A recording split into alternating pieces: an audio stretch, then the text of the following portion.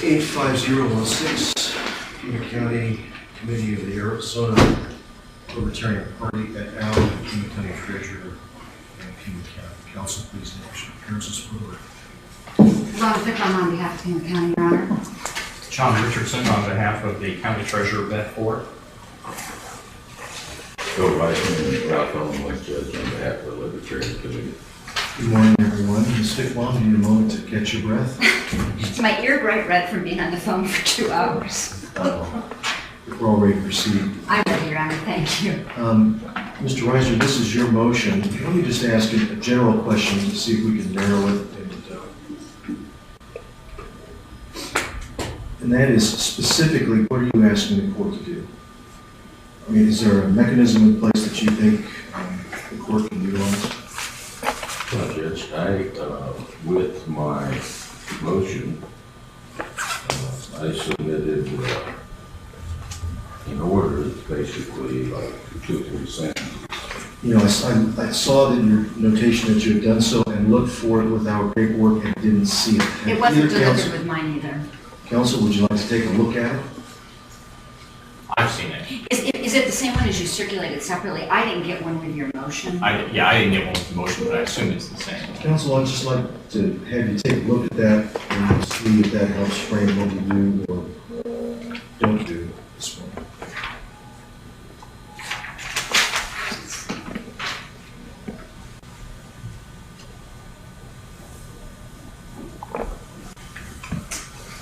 Do either of you oppose or object to the language in that proposed form? Yes. Okay. Thank you. Then, let's go ahead and conduct the hearing. Mr. Reiser, you may begin. Judge,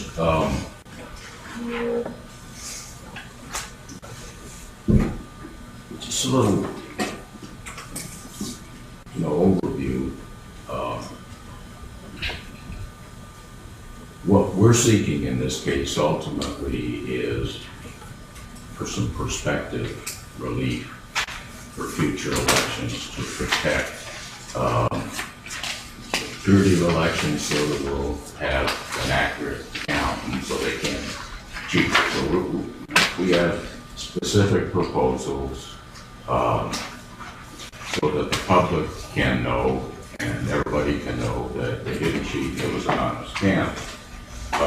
What the Court of Appeals has said was that to get to that point, we need to show harm.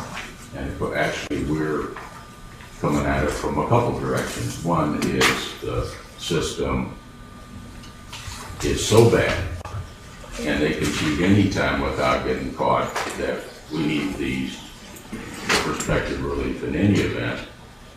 But we get to show, and one way that we show that we need it is that they in fact cheated with the RTA.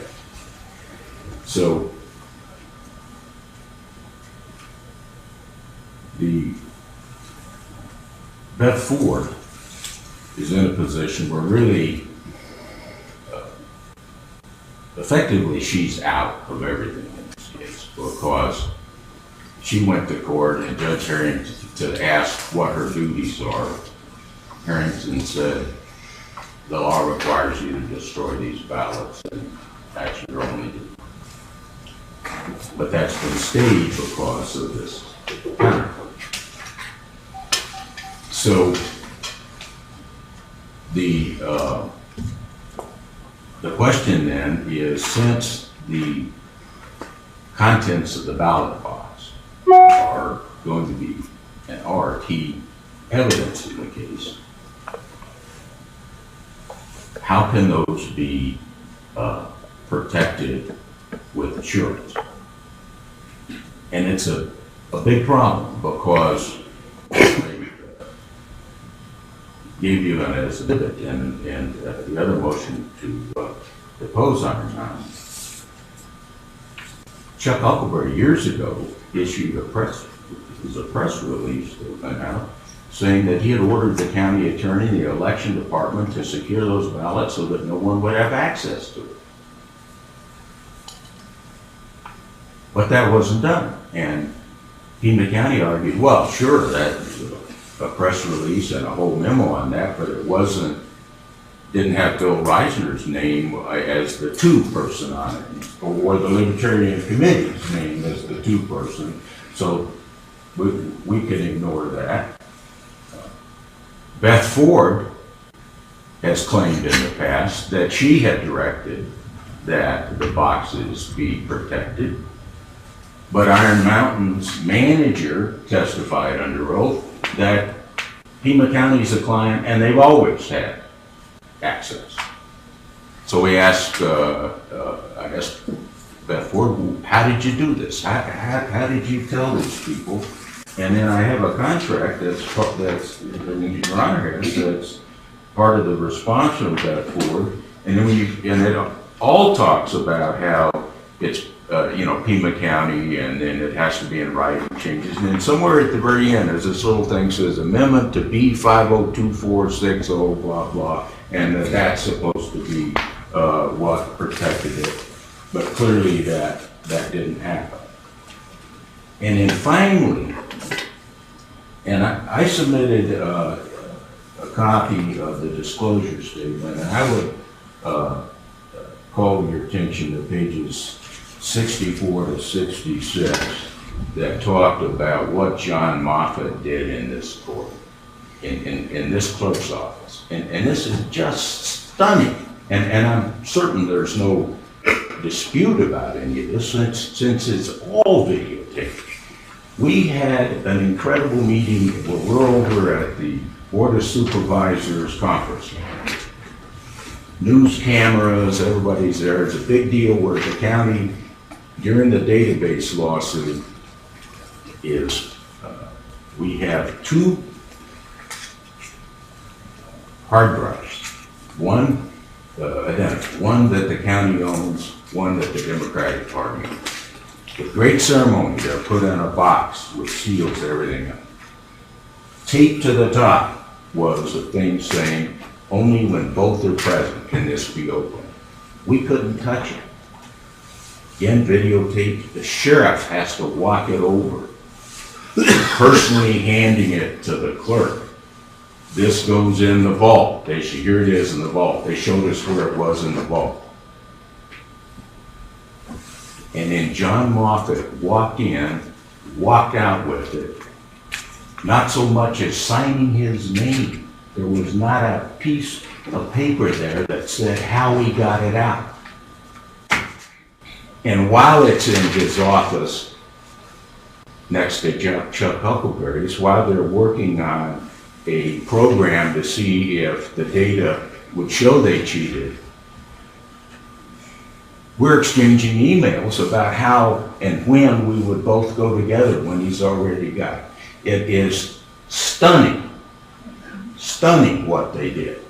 And so what Beth Ford is suggesting here is that we not have a simple order directed to Iron Mountain that says only when the court orders it can anybody get to it, but that she send a letter on her stationery telling them that that the court should do this and that she has a complicated several pages where if somebody wants to get in the ballot box, they write her, and after a few days they go to the judge and they do that, and then she sends a copy of this thing to Iron Mountain and so forth.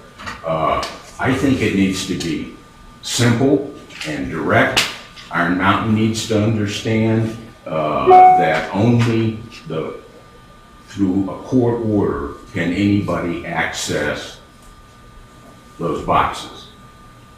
And when you say those boxes, are you talking about those boxes numbering from 353-469-002 through 353 inclusive of 353-469-106? Exactly. The Iron Mountain has an inventory system. Those boxes have been identified as the boxes that contain the ballots or whatever's in them. frankly, we have reason to believe the boxes have been stuffed, and those aren't necessarily the original ballots. But whatever's in them needs to be protected in this lawsuit, and it needs to be a direct order. And we certainly can't trust Pima County, and it needs the games in terms of that sort of stuff need to stop as best as we can.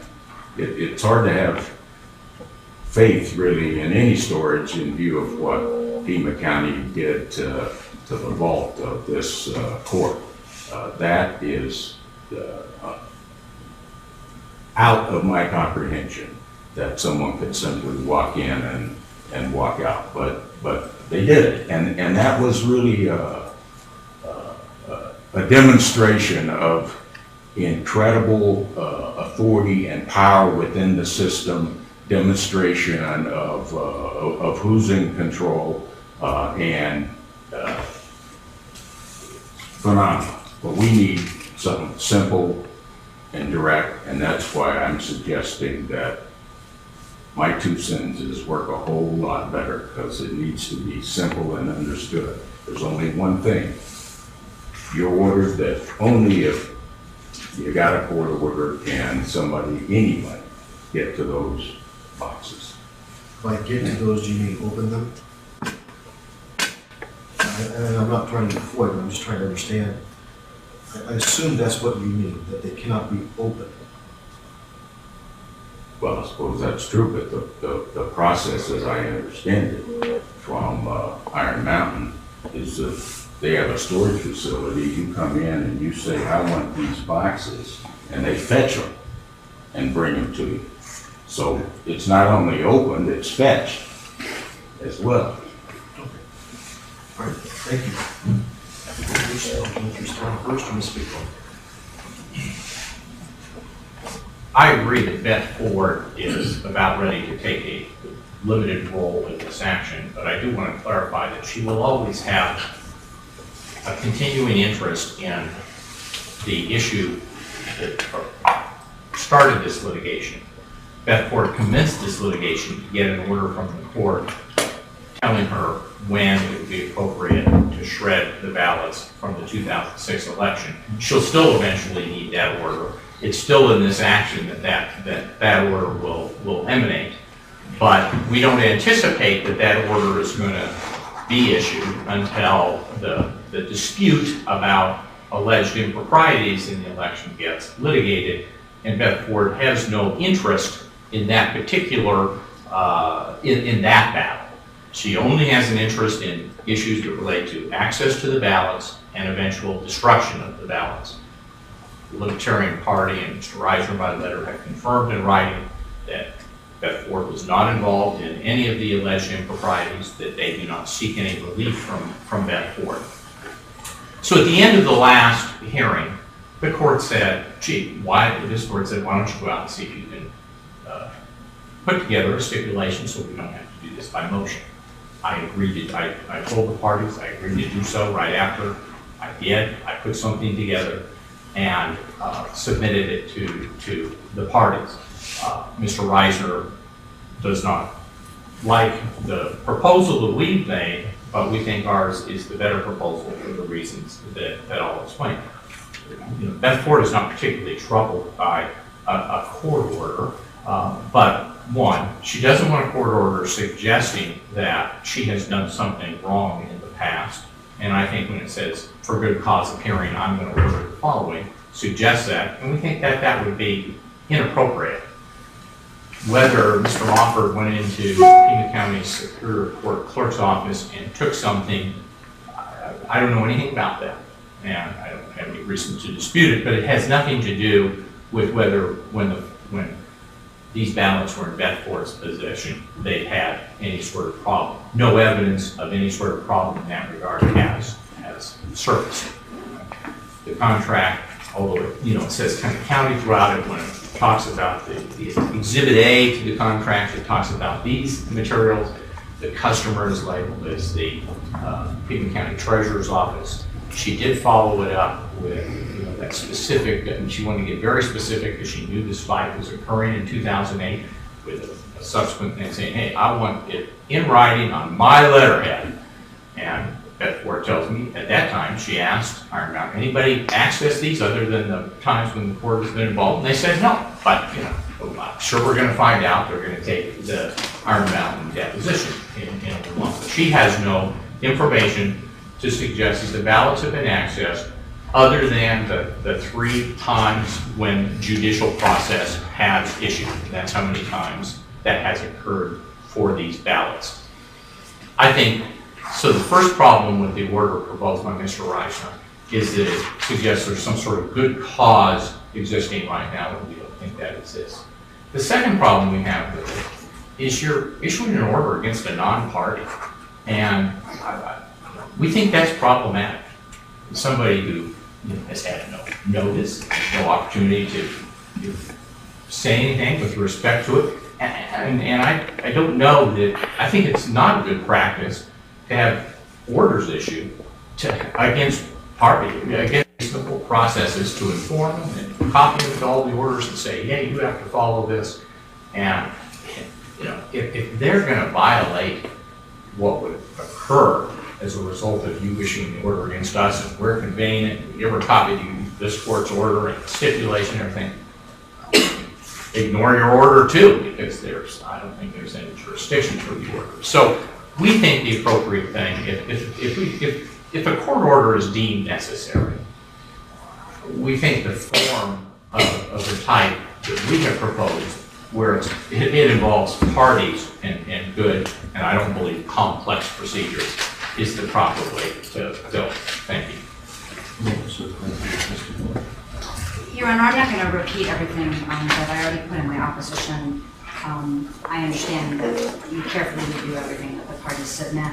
I would like to clarify the record in a few regards. Number one, Pima County has no desire to access these records. Number two, Mr. Reisner's client's reply says that Pima County and Beth Ford have opposed all his client's efforts to find out what the Iron Mountain records really show. I gotta tell you, that is absolutely untrue, and you'll notice that he didn't attach any fact sources to prove that it's true, and whenever I get irritated at seeing his being a poor historian, which occurs over and over again, I have to continually remind myself, well, we all know that what the lawyers say isn't evidence, and what Mr. Reisner is saying to you isn't evidence, but I just want to be clear on the record that, in fact, I've suggested informally, you know, why doesn't somebody just ask Iron Mountain what the records show? And then you can see that nobody's accessed the records and this is all about nothing. Pima County has never said, we object to you simply asking Beth Ford to go get a certified statement from Iron Mountain listing who's accessed the records since the day they came to them and show it to you. It can even not be from her. You know, he doesn't really want that. That isn't really what this is about. The next thing I want to make clear is that in his reply, his client says that Pima County doesn't deny that Beth Ford failed to protect these records. That is also untrue. My understanding from the get-go has been that everybody thinks that Beth Ford has taken her obligations under Title 16 that are imposed under penalty of criminal prosecution very seriously, which is why she filed this action in the first place. I'm not really going to spend a lot of time responding to Mr. Reisner's passionate arguments about cheating and cheating with the RTA election, because that really is separate and apart from the issue of whether there is good cause for you to issue an order requiring Iron Mountain to do that which Beth Ford is already charged with doing by statute.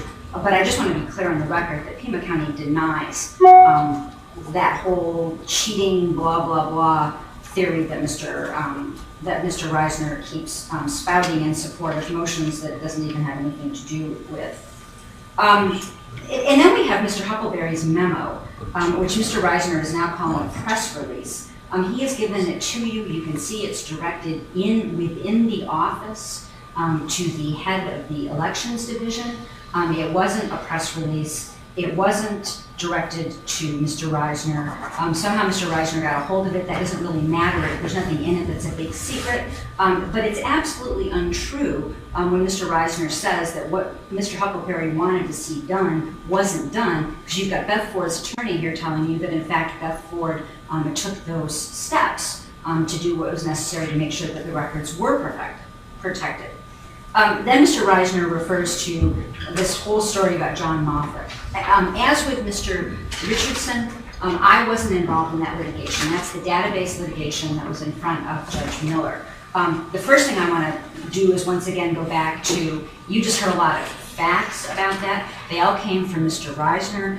What the lawyers say isn't evidence. What he's referring you to as evidence is a disclosure statement signed by him. Once again, this is nothing more than Mr. Reisner's personal theory. And the other thing I'd like to say about that is, and Mr. Reisner continually brings that up, obviously because it makes good film footage. If he really thought that John Moffat or anyone else had acted in violation of what Judge Miller had done, the action to address that in connection with is Judge Miller's action, not to come in, one or two litigations later and say to you, well, they did something wrong in connection with Judge Miller's action, so now you should be doing something even if there isn't a good cause for it. Beth Ford, after we were last in front of you, her attorney did approach Mr. Reisner and I with a proposed order to allow us to avoid this hearing today, Your Honor. And they asked me if the order was okay with my client.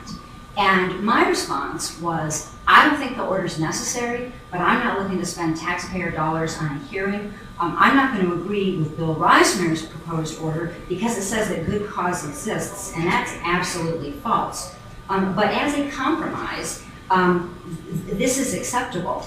Mr. Reisner doesn't want any order other than one that says good cause exists. And I would just suggest to you, Judge, that if an order was really required, this action has been pending for 3.5 years. We've had a presidential election in the interim. If this was really so urgent and so necessary, they would have brought it up a long time ago. What this is really about, Judge, is the creation of new film footage for their commercial enterprise. If you go online and Google fatally-flawed-the-movie.com, you will see a documentary that Mr. Brakey, who asked you to film today, put together starring Mr. Reisner that was commercially available over the internet for $20 a pop. And in fact, I think he even screened at the Loft. And congratulations to them for putting forth a documentary that got that kind of attention. But this wanting an order finding good cause, this refusing to agree to a reasonable compromise suggested by Beth Ford so that we could be here in front of you today with the cameras rolling, in my opinion, is really all about creating more film footage and not about there being good cause for issuance of the order. And I know that there's what's the harm if I issue the order? And the harm is that it implies there's good cause for issuance of this order, which frankly is insulting to Beth Ford because it implies she hasn't taken her statutory duties seriously and isn't doing what she's charged with by law. And it also implies that you to some extent have accepted his theory that Pima County has gone in and meddled with those records. And that's just simply false. Thank you. Thank you, Mr. Reisner.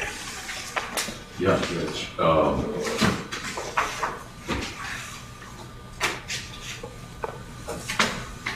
At the last hearing, where we were talking about deposing Iron Mountain, and Ronna Fickbohm was arguing, Pima County was arguing that against that request.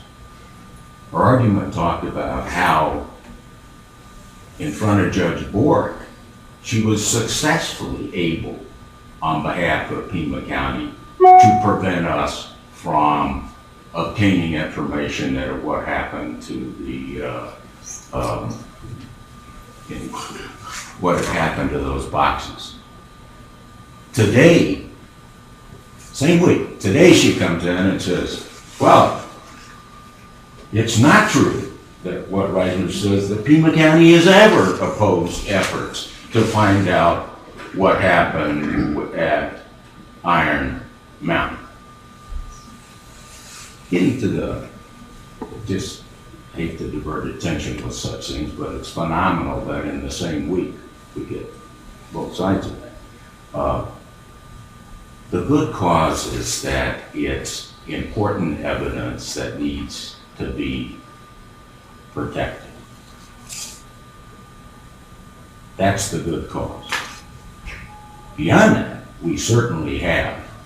And she did not, you know, it's funny, she talked about the documentary Fatally Flawed, which hopefully she's seen, which has footage of John Moffat walking into the office with the clerk's office, footage of the clerk saying it's not here, we don't know how it got out, footage of people walking it, you know, the sheriff taking it into the clerk. All of that, she's not, and yet she talks about this documentary. She doesn't deny that Moffat did it, but says, gee, you know, this is a disclosure statement and it's not evidence. But I'm not asking you to hold him in contempt, but it is stunning what was done with this court's vault, which simply heightens the need for it to be clear to Iron Mountain. And I think a clear order from this court to the bailee of these key evidence is much better than a complicated order that relies on Ford communication and telling them what to do. And they repeatedly say, gee, Ford's done this really great job. But if she did a great job, how could Iron Mountain have said, no one ever told us? Iron Mountain, you have in front of you the sworn testimony that says that that Pima County's always had the ability to go in and get to those boxes. So clearly she didn't protect it. Clearly what Huckleberry had said and asked the county attorney to do, they didn't do. So if the county didn't do it and the county attorney didn't do it and Beth Ford didn't do it successfully, the court is where we are. This is evidence for a court proceeding, and we want the court to send a simple, direct order. Thank you. Mr. Richardson had asked, or proposed, she had asked the question, how can the court issue an order that controls a non-party? How can the court issue an order over a non-party to the case? In your argument there in closing, you mentioned the word bailee. Is that how you think that legal authority is created? The existence of the contract and or availment that was created? That's one of my concerns, to be very candid with you, counsel, and that is if I have the authority to issue an order that controls someone who's not a party to this action. Can you address that? Yeah, why not? I mean, don't you do it?